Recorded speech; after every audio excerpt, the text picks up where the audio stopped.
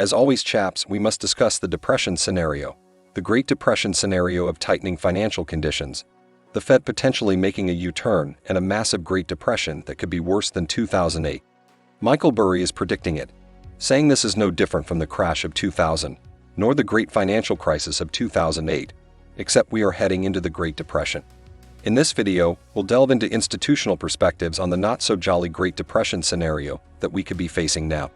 Many of you know that I am not the biggest pessimist today. I was a massive pessimist in January of 2022, which was the perfect time to start feeling that way. Today, I am not so much a pessimist, however. I like to pay attention to what the pessimists are saying, and that is the coverage we will explore right here. First, we'll begin with a letter from Jefferies on greed and fear, followed by several other institutional insights on the Depression scenario after a banking crisis. Here we go. Jefferies says, check out the programs on building wealth using the link down below with an expiring coupon code on March 22nd. Alright, we have that sorted. The collapse of Silicon Valley Bank is a hint of potentially massive financial problems building up in the once booming areas of private equity and private lending. And unfortunately, the private equity market could lead to a collapse, which could trigger a massive disinflationary force for our economy, and the impacts of that will be considerable. Let's examine what some of those could look like. Take a gander at this. The fact that the credit boom in the past cycle was in private lending or shadow financing will mean that lags in monetary policy will prove to be even greater than usual. This is to say that while in 2008 we had a boom in real estate, over the last decade we had a boom in private lending, known as shadow financing like startup lending. The collapse of Silicon Valley Bank shows us the potential first domino to fall. But this does not mean there will be no impact from monetary tightening. Rather, in a world where the U.S. enters a recession, Silicon Valley Bank will be seen as the first sign of problems to come in private equity, just as the failure of New Century Financial in April of 2007 was the first sign of problems to come in subprime mortgages. They're comparing today to April 07, which means much more suffering still lies ahead. In this respect, 2022 was the year where U.S. equity experienced multiple contraction from monetary tightening. 2023 will be the year of earnings downgrades hitting the stock market if the recession proves to be accurate. And we do enter a recession, which is widely expected.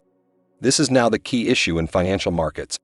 2024 will be the year when markets will have to deal with the emerging credit problems of the private equity space. In other words, multiple compression in 2022, earnings compression in 2023, and private equity collapse by 2024. This could result in an incredibly challenging period over the next 2 years, and it certainly makes one want to ensure their life insurance is up to date. Visit metcaven.com/life, where you can sign up for life insurance in as little as 5 minutes. It's the life insurance Lauren and I use. It's brilliant. In just 5 minutes, you can pay for it using Apple or Android Pay. In this regard, it's both astonishing and an opportunity that the leveraged loans price index, which is lending for riskier companies, is still trading only 6.2% below its recent high. The Greed and Fear Index is essentially recommending that you short leveraged loans. You can search online for how to do that, but essentially, they're saying things are about to hit the fan. They say this would be as good a time as any, if the recession forecasts are accurate, to jump into shorting leveraged loans and private equity, and be prepared for the true pain that's coming because they believe that we are heading into a 5-quarter-long recession, folks. 5 quarters equal 1.25 years. In other words, if we enter a recession in Q4 of 2023, we could be in recession throughout 2024. This is frightening. They also believe that, unfortunately, because inflation is remaining stubborn, the Fed will be in a very difficult situation. They call Jerome Powell a wannabe Volcker, and say his failed wannabe Volcker act has now put him in a pickle because inflation is not falling fast enough, and we're in a financial crisis which we were not in during the last go-around. Now perhaps we'll get some clues on what happens on March 22nd in terms of what Jerome Powell decides to do and what he forecasts with the dot plot. But he is in a pickle. And what does this potential pickle mean for the bear case? What's the nightmare scenario? Well, here it is. T.S. Lombard tells us what the nightmare scenario could potentially look like. First, they talk about how this cycle is different because, in this cycle, in many ways households during this banking crisis are pulling deposits out of banks and buying treasuries. So households have been earning cash revenue from treasury bonds, which is thanks to having these treasury bonds instead of having them in banks. But that's actually part of the reason why we're having a banking crisis this time around. because money is going from bank accounts to treasuries. You didn't actually have that happen so much in prior recessions. In prior recessions, people sold stocks and spent less money, but they didn't flee into treasury bonds like they are now, which is actually creating more banking stress this time around. And that's quite interesting. On top of that, because the Federal Reserve is going through a quantitative tightening process, except for this last week where they expanded a little bit by $300 billion, just a mere $300 billion, the Fed is actually destroying money. It's the opposite of the money printer. You're vacuuming it up and lighting it on fire. The Fed's balance sheet, if it were constant, then the money that's going into buying treasuries would actually flow back into the economy. But because we're quantitatively tightening, we're actually burning money, which leads to potentially more banking risk, because banks are basically having to move cash to people's pockets and potentially move held-to-maturity securities to cash. That means taking even more losses at banks. T.S. Lombard here says banks can tend to be cheeky with what they do. Let me explain this cheekiness in a very basic way and why this banking crisis could get worse. In English, there are two places the Federal Reserve or banks can put their bags. AFS, available for sale, securities, and HTM, held-to-maturity securities. You don't really have to understand all of the differences between these, but in English, these are things that they're willing to sell, and these are things they're not willing to sell. Let's say you bought Enphase at $80 and you bought Tesla at $300, just as an example. Well, you would be holding the bag on Tesla stock, and you would be up on Enphase, right? So how could you be cheeky with your financials if you're a bank? Well, just say your Enphase stock is available for sale, and here you mark to market, which means you actually look at the current market value and say, look, we have a profit. We're so smart. Look at our gains. And then you hide your losses in held-to-maturity securities. So you hide your bags over here, where there is no mark-to-market requirement. So in other words, banks can hide their losses by manipulating their financial statements, making them appear more stable than they really are.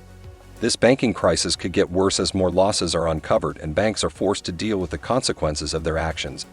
Banks can legally hide their losses in held-to-maturity, HTM, securities, which are not subject to mark-to-market requirements, and not expose their losses in available-for-sale, APS, securities. Essentially, they can prop up their AFS securities while hiding their losses in HTM securities. If more people pull cash out of banks, this could expose the bank's hidden losses, potentially worsening the banking crisis. T.S. Lombard asks why anyone would keep their money in bank deposits, unless the Federal Reserve cuts rates or banks raise rates. It's a fair question. Why would you have your money sitting in cash if you could be earning 4 to 5% on treasuries? The Federal Reserve may have to cut their rates to prevent the banking crisis from worsening, but even then, people might still put their money into money market funds instead of leaving them in bank deposits. The crisis has revealed that people can finally get a return on their liquid assets, so why would they leave their money in a bank? Banks could raise deposit rates, but that would represent a significant hit to their profitability. The Federal Reserve may have to help by cutting rates and bringing money market fund rates back down closer to deposit rates. The credit crunch is exposing fragilities in the economy in areas such as commercial real estate and inter-Asian flows. These have a risk of creating a doom loop, a situation where less investment in commercial real estate lowers property prices and rents, causing further disinvestment and price reductions in a vicious cycle. Additionally, a collapse of pricing in commercial mortgage-backed securities, CMBS, could occur, as banks may have to liquidate their held-to-maturity securities. Small banks, which hold a disproportionately large number of CMBS, may be particularly vulnerable in this scenario. Of the commercial mortgage-backed securities, CMBS, 25% of their book is made up of CMBS, whereas for big banks, only 7% of their book is CMBS. If you want to learn more about this kind of stuff and gain perspective on how to think about it, remember that there are programs on building your wealth available, with the best price expiring on the 22nd. When there is a collapse in these bonds, it suddenly impacts the wealth of institutions that would ordinarily be buyers in the first place for office buildings, commercial buildings, or institutional real estate. This potentially creates a doom loop because now institutional real estate prices come under pressure, making them more attractive compared to residential real estate. Investors may stop caring about residential real estate because there are better deals in commercial real estate, such as apartment buildings, for example. Residential real estate is usually considered to be 1 to 4 houses, duplexes, triplexes, or fourplexes. Anything else is generally considered commercial real estate, including 5 units plus office, retail, and so on. If it becomes more attractive to invest in commercial real estate, there will be fewer buyers in residential and potentially institutional liquidations in residential. People often argue that the real estate crisis is not a big deal because inventory is low and homeowners are not going to sell. However, homeowners are just one part of this whole crisis. Institutions going away means less demand for investment real estate, pushing up capitalization rates for commercial real estate and lowering them for residential. This puts downward pressure on residential real estate prices to convince investors to return to residential, creating a doom loop where prices potentially spiral downwards for real estate due to not only tighter lending standards but also less investment. This is just an example of what could happen in a depressionary environment. Thanks a lot for watching, guys. If you found this informative, please comment on what part of the video has the most relevance for you. Please don't forget to subscribe, like, and hit the notification bell. See you in my next video.